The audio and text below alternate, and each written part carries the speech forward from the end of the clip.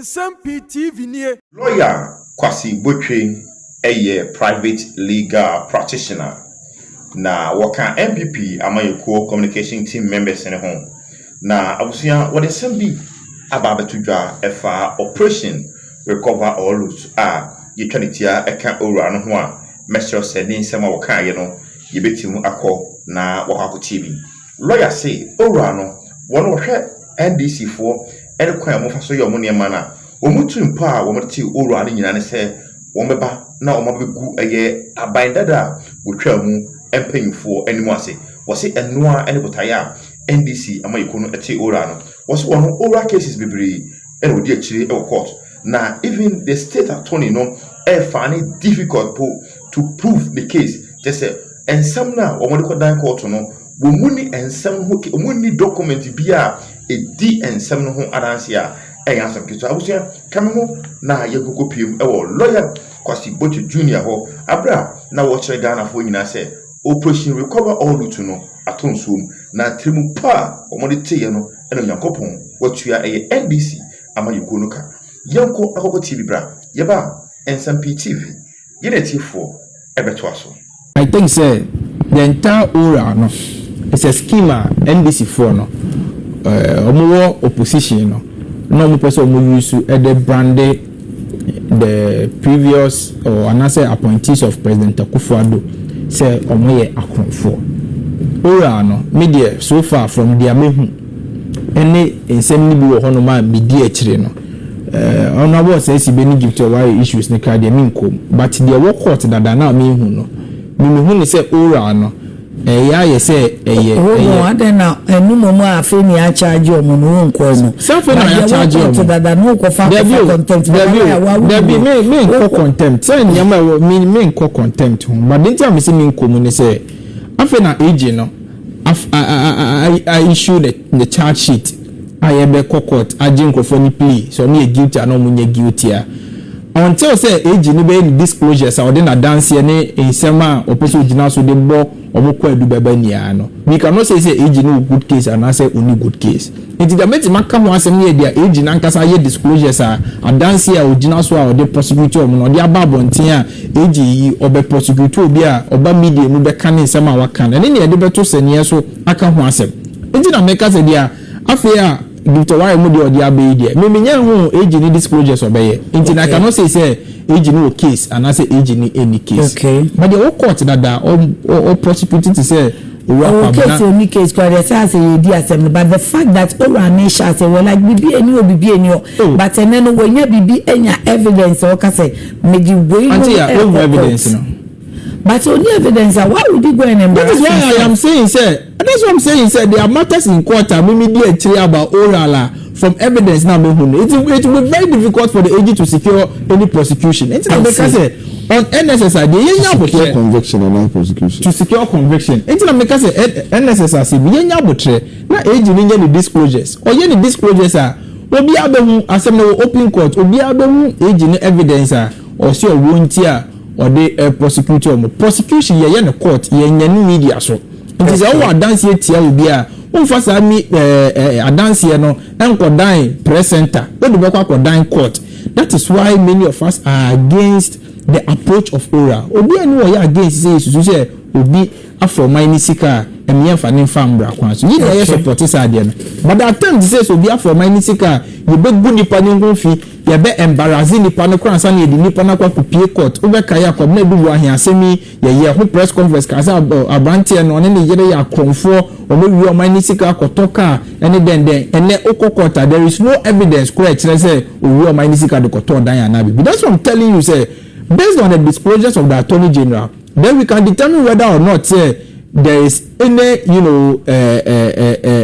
assembly of honoma you bit imagine so edia jealous uncle for na say you bit imagine so dia kase uncle for no o for my nisika mo fa o my nisika but ORAL omo operation recover all the loot to end up with operation recover nothing because clearly what had the aban way na aban way they are more interested in using ORAL as a PR stunt say ye fan kan gu abandada nkrofo no enimase omoko kota to even cry say so omobe prove your case now some no court intimi code details but to prove their case is becoming a challenge for them. That is why Dominica in here press conference that's why Dominica there be a court process. They say court process you cannot surprise anybody. Okay. There is a process and you form disclosures. Okay. You do disclosures now. What prosecution or send a constitutional canon. I was say una umiti the constitutional threshold of proving the guilt of the accused person beyond every reasonable doubt. Say bonina nipa na ye bia na wo say utimi exhibit and also ultimate prove am nipa na di boni beyond any doubt bia. But Attorney General we know clearly and American from the amimemu and Nsem chile oral cases ni bia amimidi chile no. It will be very difficult for the AG to meet that threshold, but it is very easy for the AG to come into the media to make it look like say nipa no aye then we did born. Number two, say oral and the results when I heard when you are prosecuting because of oral okay. maybe I'm let me say a question. When you are prosecuting but say be a meno be a nyamani bi ho no ma minim. Say be a oral na hear the result say you convict asumeti and no benti we nya but the American in say oral na ban e dey go MPP4 say dey go MPP4 enimase say dey create perception say amount for area in a binder dan it yen first scheme membra yen first scheme no but you see ya me dem no see no the American yan say so be area can find from bra kwan so nipa no on the right of presumption of innocence yes you say nipa no ne ho so until say court e be dia to say we di bone. Number 2 nipa no the right to say obi defending him. Until am say because these persons are political persons and I say because oral is a political promise in Tino, we convict the people in the media, we prosecute them in the media, convict them in the media before we take them to court. And then as Attorney General they are called in court after 10 months. You are press conference back 3 and after NSS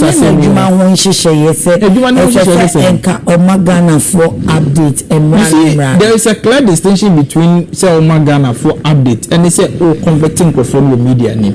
In fact, in instances of Kwabena Duba they no press conference no. Attorney General can say o hesenya bonia abranche ne yiri ne dina so wamba for plea bargain near the no opportunity say no baba no abo akokra into no the person ka chia branch and say on for plea bargain. Attorney General your press conference can say me here it say there be on call for plea bargain because you say on di boni bia it is up to the bina utie me wadama me de manusi no me de manusi no utie Attorney General now hear the posting of abai we ni emi nkofo na agenda na clear say yema Ghana for anasi yema Ghana for enya perception ne say abandada for no omo wiska but that is not what it is. Yeah tini akaya yesi womani say ukohe bola ubetua bibi kakra as a boy na especially bibi am person me ko bet na ye ko na sports living no me can say muku transport better na mudia na uya na aban no efa 10% or so no me patcho me no kasa sisi when they indirectly me eba no kura de akaya sisi o nkura sene no obetwa mu no because yeah sports betting no and I said sports mo kan say sports tax no sporting tax was a sports tax na baba no no so we trap bet na instead say be a us no be a 1.50 no e be mo matete to mo us no so say na be o metuma tua tax no be ama ban me e be bia wo de ye wa ha me are ko ntia ma me kan wa sam say me ntia se yi obi a wo different ye a wo de chichirim nti yantra na repem no I will talk about it yes Sarakatema me adia na minim ho yi entina me ka cho se show na ye yes na nkofo ka no eno bi na yenso ye ka no ha na mamne ne tentem na me nko emra owura ye freno Dennis Makraboaja kwotena cha me wona kasa se ene de ese de chema wontumi ekokot wacha se sa na ese oman no ekono What I say, Omina MPP for Basana Secono. Say, Udimoko Kosedan Kipu, now the chance had not Kosedan Kipu, not so Titino, Yansa Benim. Nemo Mamma Soa. You won't go to the Bray, when this one, or Monso, Yabomuko so mo galamsey.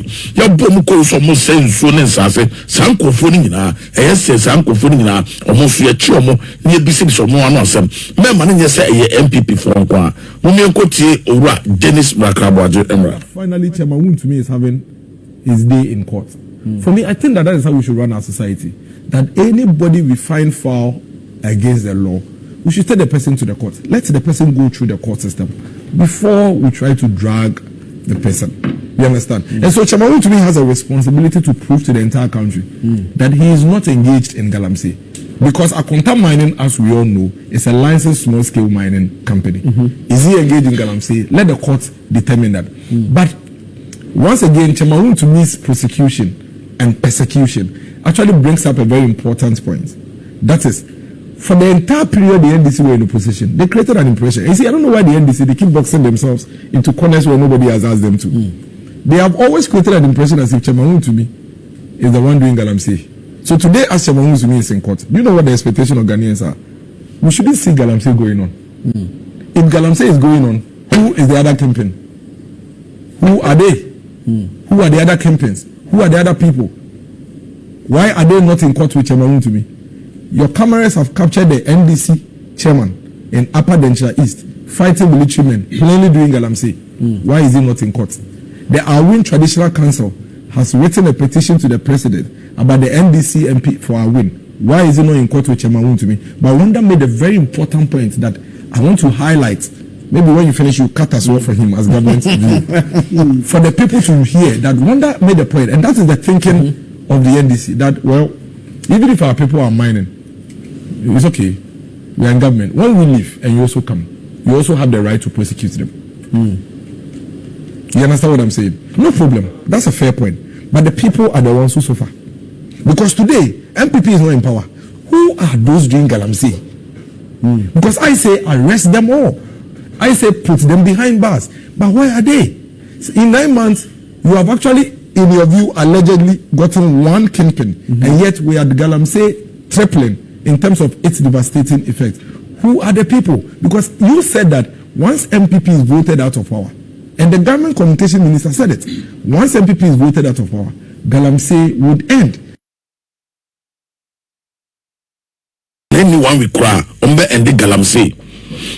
You won't go for the Blomoya galamsey. Now, NDC for not doing more hard to the sense. And Yamna Miko, Muti, Senna Dennis Macaboajeka. Imagine and I say, now, Modi and I say, okay, galamsey, yeah, cry. Yeah, chichi MPP for MPP for super power. No so about chichi NDC for. And yes, say na money Ghana for kai. Mo catch Ghana for some bar bemwa. 1 week mo be end galamsey no. E sia no mo na mo power. And MPP for no. Yan fa na say mo na no mo ye galamsey mo firo. Say wa na ye galamsey no. E mama yan say chema won tumi kwa. E nam so aka say ti owura don do man mama mre be twom ntino. Mo be ha na dwene de na fa ha na mo de wura ha na mo ye. Watch I say. Yes, no because when you say mo supporters so much more. Sani mana moya ebomo moni agenti. You won't confirm the moya galamsey in this country. San confirming na monhwe na mo end sa galamsey no. Watch I say monji obi license and yes mo se mo ko twa license bi mo ni ade se mo emergency mo ko galamsey dia mo twa bibio mu asemo a Dennis Macaboaje e kan no me pancho aya me bisa mo se u twa galamsey mo no mo ko diden Mummy Juma, ya can't some be ya can't some amunti NPP NDC. Austin Peltia. I no Montiasia. If it's a Timono more big gun as well, and it's what ban will be in my crime fast will be 5. Now NDC so buy and also first and also be 5, second to be 5. Would you know, Mobile would be in Kakanka and came up with and the Nipa or more according to African Research Institute. Nipa Muya Galamsey, they are more than base to 2 million. Or more crack and fine excavators say Bakrano and Okrano and Kaho. Musi Galamsey Yinyai and so Kohaba. Excavator such and franco for crow, Mode Bananya Sankapua, Sarakatema. enti se mo bae ana MPP ba no obi enuma kakra ana NDC ba no obi enuma kakra ana MPP sa ba no obi enuma kakra ana NDC so sa bi enuma kakra akanye ni se no bia man ho so a mo se kwa galamsey woni graduate woni mo ko school breach o mo samne mo a o mo tu galamsey se moni ni amfanya sakwa so stop this galamsey a me se Ghana ha ye intimate na ha sa rebel groups ni na is that e am read more and am ko manso ko ho manso u pe bebi a an Robert State o mo pa e manso me na me ka kire aya mo mi sa galamsey site no anase galamsey areas no so stop galamsey a ni pane gukuru wo mu asem obi sini nya sam ketwa won etu aba wo bie kakra ndisi so aba wo bie kakra we aba wo bie kakra se sia ye gu galamsey a sa ni pa bezo ba 2 million ye yim omuko ye dwuma be ya because enena aho kire na kosoro aho kire temu a enye ndisi tamu eni aho kire yo efrimu dadada na fu abepom this time enti aka bibia eto da bia uka bibia nya wo no ne di wachina onya bibi di no ba beke kan kwasiasem na ma otwim yo de nya eto da bia obi come nonsense take the none away and see the sense in it. And NDC bar power was be 2 million jobs. MPP Swaba was be 2 million jobs. I said, Masa galamsey took away. Akwabi catch them. Akwabi catch them say, bra. Seme ja galamsey pa de kemo to nkumi. More than nipa best 10. I'm sure some time ago. I was the dish restaurant war. I said, bra, you be ja galamsey pa de chi boy to kuye. Ye ka bibia muntie. And no so ja galam, no stop galamsey a. Me say krama be soro wo Ghana na be josem onyame hu yemobo omano nya MPP ni NDC dia e ka asem a obi o ha o do kekene di chi onyawe